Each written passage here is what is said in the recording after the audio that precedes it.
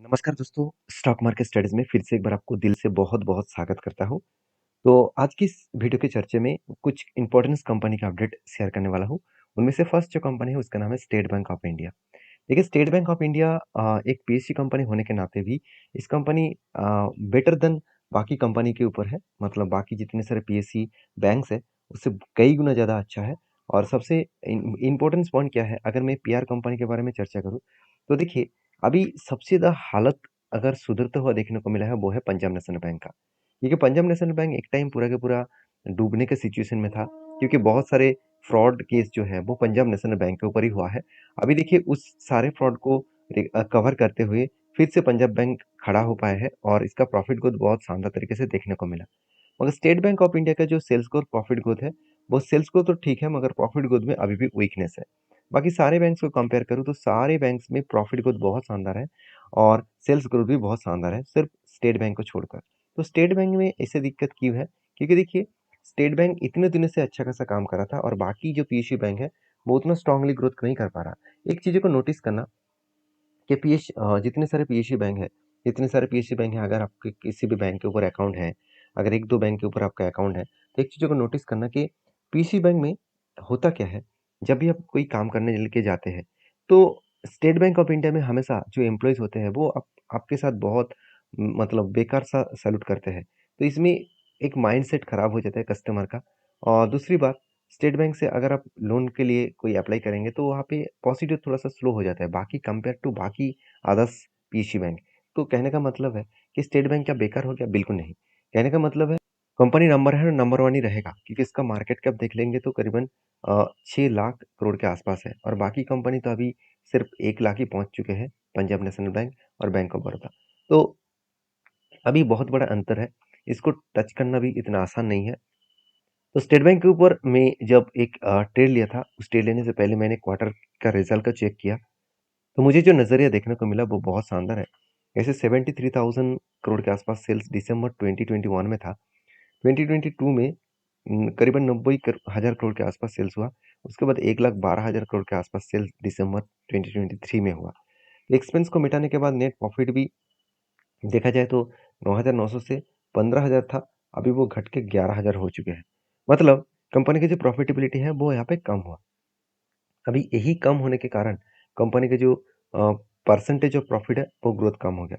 फिर भी इस कंपनी के ऊपर जब मुझे ट्रेड मिला मैंने ट्रेड लिया, क्योंकि कंपनी प्रॉफिटेबल में है इसलिए मैंने ट्रेड लिया। तो ट्रेड किस बेसिस में बना? एक शोल्डर कम हेड कम शोल्डर बना और फाइनली ब्रेकआउट हुआ, ब्रेकआउट कंफर्मेशन भी किया, रिटेस्ट किया। उसके बाद मैंने एंट्री लिया और उसके बाद देखिए शानदार तरीके से यहाँ पे टारगेट को अचीव किया। बहुत बेस्ट तरीके से यहाँ पे टारगेट को कंपनी ने क्या किया, अचीव किया। अचीव होने के बाद अभी कंपनी क्या कर रहा है? देखिए अभी एसबीआई का जो चार्ट है उस हिसाब से देखा है तो कंपनी ब्रेकआउट किया, रिटेस्ट किया, फिर से ऊपर गया, फिर से रिटेस्ट किया। अभी जो रेंज बन रहा है वो एक रेंज इस तरीके से कुछ रेंज बन रहा है। मतलब एक ही रेंज के ऊपर कंपनी काम करने का कोशिश कर रहा है। अब इस रेंज को जब ब्रेकआउट करेगा तो एक बड़ा मोमेंटम जर्नी आपको देखने को मिल सकता है। तो कहने का मतलब है कि कंपनी का जो अभी फिलहाल का जो परफॉर्मेंस है, उस परफॉर्मेंस धीरे-धीरे करके ठीक होता देखने को मिला है। तो कंपनी लाइफ टाइम हाई को ब्रेक करने की कोशिश करेंगे। इसका life time high high around 800 के ऊपर है। तो 800 के ऊपर अगर गए तो एक पैटर्न बन सकते हैं। वो पैटर्न कुछ इस तरीके से पैटर्न्स बनेगा। पहले एक कप बनेगा, उसके बाद एक हैंडल बनेगा और उसके बाद अगर ब्रेकआउट करे तो फिर से एक छोटा-सा एंट्री मुझे मिल जाएगा। तो बाकी आपकी क्या राय है इस कंपनी के ऊपर ज़रूर कमेंट्स करना। फिलहाल के लिए मेरा कोई एंट्री नहीं है। मैं इंतज़ार कर रहा हूँ जब तक मुझे यहाँ पे कोई पैटर्न ना दिखे। तो नेक्स्ट जो कंपनी है उसके बारे में चर्चा करूँ, उसका नाम है इंडियन रिन्यूएबल मतलब सॉरी आईआरडीए। तो आईआरडीए जो इरिडा नाम से जाना जाता है। तो इस कंपनी की बहुत ज़्यादा बुलिश सिचुएशन आपको अपकमिंग टाइम्स में देखने को मिलेगा, क्योंकि इस कंपनी के ऊपर कुछ अपडेट्स है जो अपडेट मैं आपके साथ शेयर करूंगा। अब बताया जा रहा है कि इंडियन जो इरिडा है वो extend gain on raise on loan sanction. मतलब कंपनी लोन का कितना सैंक्शन कर रहा है, चलो वो भी मैं आपको बताता हूँ। देखिए IREDA gets board note to 242 billion market borrowings. मतलब कंपनी 242 बिलियन मार्केट बोरिंग्स और फाइनेंशियल 2024 में वो उठाने वाला है। मतलब 242 बिलियन टोटल इंडियन रुपीज वो एज ए लोन के हिसाब से उठाने वाले हैं और पहले वो खुद लोन ले रहे हैं, उसके बाद वो दूसरों को लोन देंगे और वहाँ से वो इंटरेस्ट कमाएगा, क्योंकि कंपनी का बिजनेस ही एक फाइनेंस कंपनीज के हिसाब से है। और बेसिकली इसी कारण के वजह से शेयर के ऊपर एक मोमेंटम जर्नी देखने को मिला था। अभी देखिए मोमेंटम जर्नी जब हुआ, जब जब यहाँ पे कंपनी कंटिन्यूअसली जर्नी होने के बाद धीरे-धीरे करके वो नीचे आए, तब मैंने कुछ लेवल को मार्किंग किया जो स्ट्रांगली इसका रेजिस्टेंस है। पहले यहाँ पे था 160 का लेवल और दूसरा था 180 का लेवल।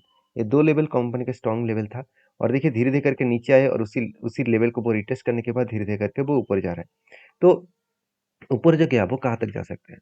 अगर मैं इसी चीज़ डेटा को देखें तो पहले इस 180 लेवल को उसको ब्रेक करना पड़ेगा। ये 180 लेवल बहुत स्ट्रॉन्ग इसलिए है क्योंकि जब नीचे आने के बाद जो बाउंस बैक किए थे, उस बाउंस बैक को वो कंटिन्यू नहीं कर पाए। यहाँ से बिग फॉल हो गया। तो इसका मतलब स्ट्रांगली एक रेजिस्टेंस दिखेगा।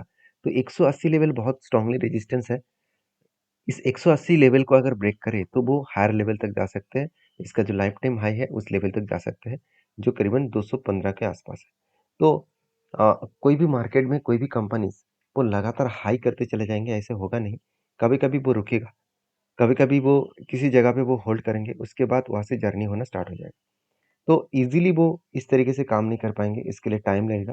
टाइम लगने के बाद ही वो इस लेवल तक जा सकते हैं, इस लेवल तक पहुंच सकते हैं।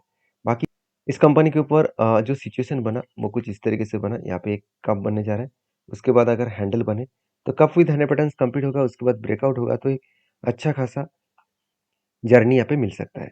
तो इसीलिए मैं इस कंपनी के ऊपर कंटिन्यू सिर्फ चार्ट के ऊपर नहीं है, मेरा कंटिन्यू करने का जो मेन मकसद है कंपनी का परफॉर्मेंस के ऊपर।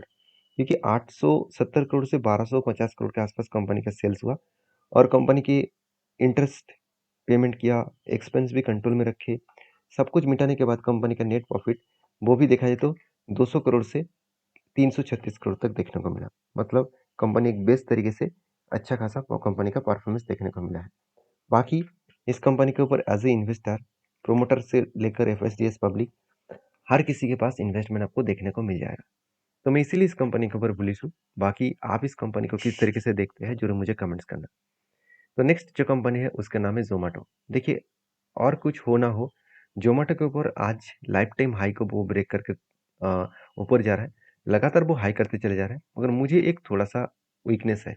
वो वीकनेस क्या है मैं आपको बता दूं। अगर मैं चार्ट को आपके सामने शेयर करूं तो कंपनी देखिए एक लंबा सा पैटर्न क्रिएट किया। लंबा सा पैटर्न का मतलब क्या है, इसका लाइफ टाइम जो हाई था उसी बेसिस में एक कप बना और उसी बेसिस में एक हैंडल पैटर्न भी क्रिएट हो गया।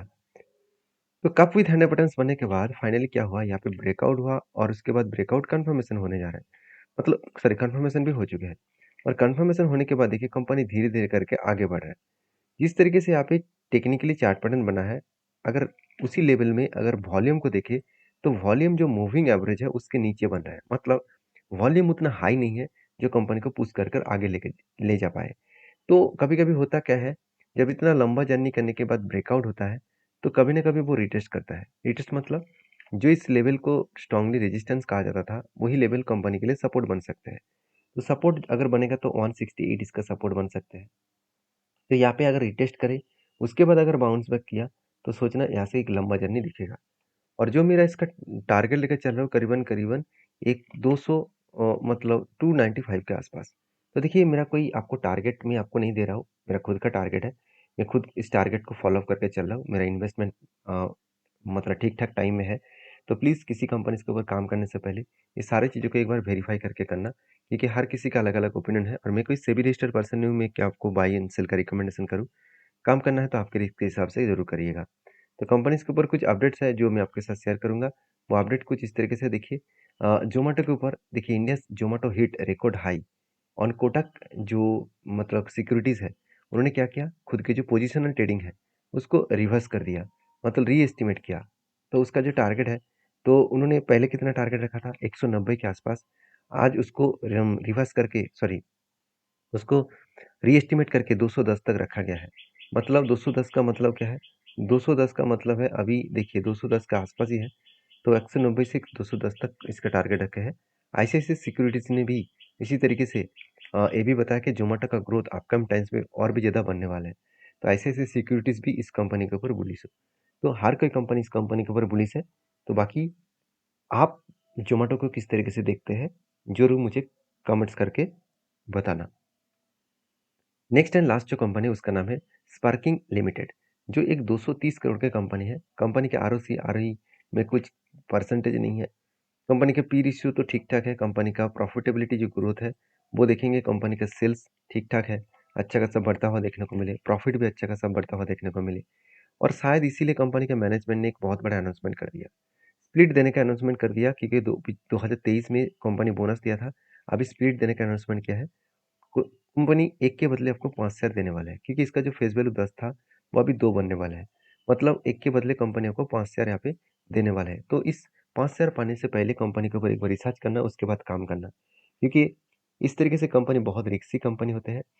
सिर्फ मैं अपडेट पर्पस में आपके साथ शेयर किया हूँ कि इस कंपनी के ऊपर बोनस मिलने वाला है।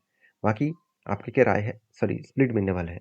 तो आपकी क्या राय है इस कंपनी के ऊपर ज़रूर कमेंट्स करना और मैं कोई सेबी रजिस्टर्ड पर्सन नहीं हूँ, तो इसलिए मेरे कोई भी एडवाइस एज़ ए रिकमेंडेशन के हिसाब से नहीं है।